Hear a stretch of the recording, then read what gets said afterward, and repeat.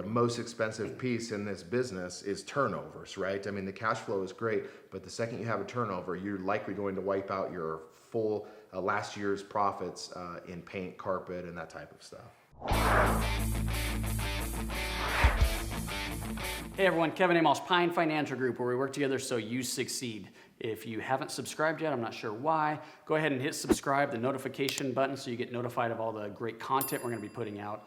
And if you're watching this on Facebook, be sure to hit that like button. Today I'm excited to have a special guest, Travis Spear, with me today. We're going to be talking about how to increase your profits on your rental properties. So we each have a couple of points that we want to make. Travis, you want to go ahead and get us started with what's one good way to make a little extra money on your rental property?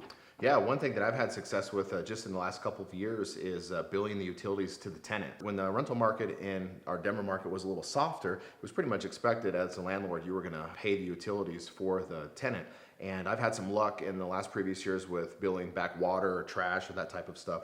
But one specific scenario I had was a 3-unit in Aurora that was all on the same water meter, and actually sub-metered the units so that I could bill the tenants individually for the water. And the other piece about that is it gave me a really good idea of who was using how much water. And just knowing that information helped me cut my costs on that building significantly. That's a great point. I started doing the same thing with my water, and I've seen my income go up.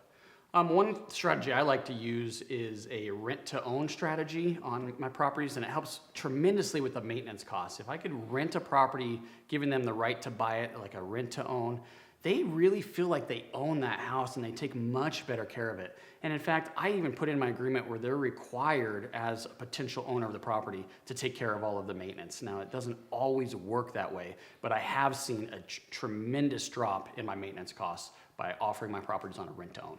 And in that same strategy, have you seen in some cases maybe the rent-to-own tenant is improving the property, maybe better than you may have? Oh yeah, I've had scenarios where I've had a tenant actually finish a complete basement, like the entire basement, they finished it, ended up not buying the house. So when I got it back, I had a newly fresh finished basement. Wow, that's great.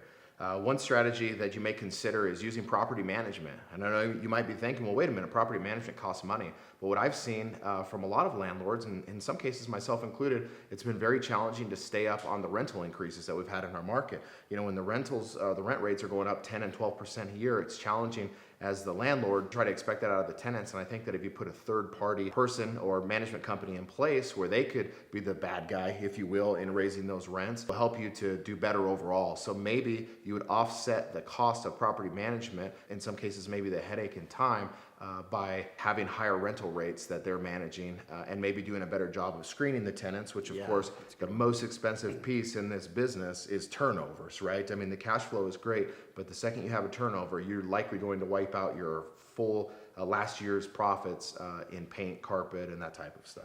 Yeah, and I choose not to use a property manager because of the costs involved, but you make a fantastic point there. And what you didn't mention that I think is a benefit too is they actually go out and do inspections and they try to keep and maintain the property a little bit better than maybe you would. So maybe property manager is a good way to increase your income.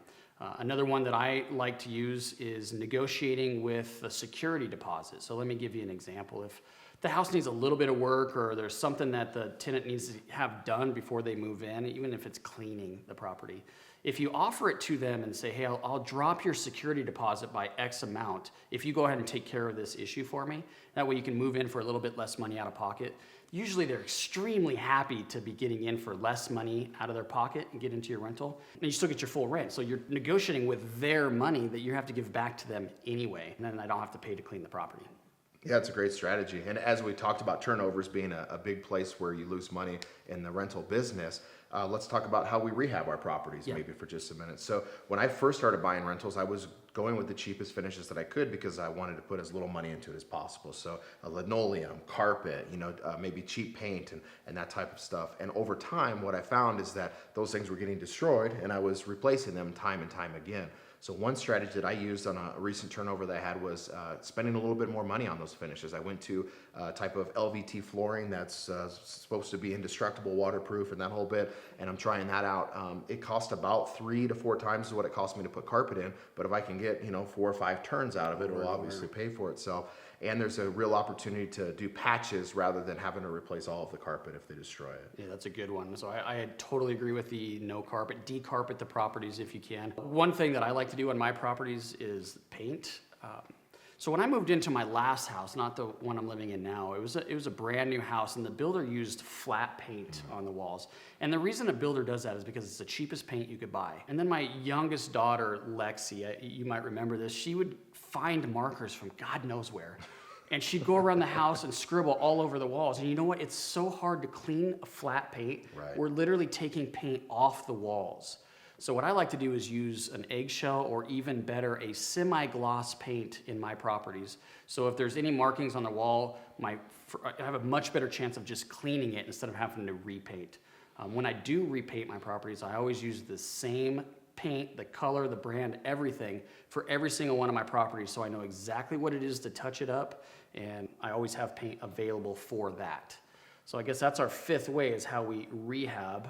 We're talking about 5 ways to increase your income with rental properties. Anything else you want to share with the viewers? No, your last point there was perfect as far as the kind of systematizing. Same colors, same finishes, same flooring, and that way when you need to connect with your vendor to get something done, you know exactly what you're ordering, and that makes it easier to handle those turnovers when they happen. So great opportunity here to increase the revenue on your rental properties. Hopefully you can use some of these tips and tricks to increase your cash flow for the next coming year. Please check us out at pinefinancialgroup.com. Again, leave us comments below. We'd be happy to connect with you there, and we'd be happy to help you in your business.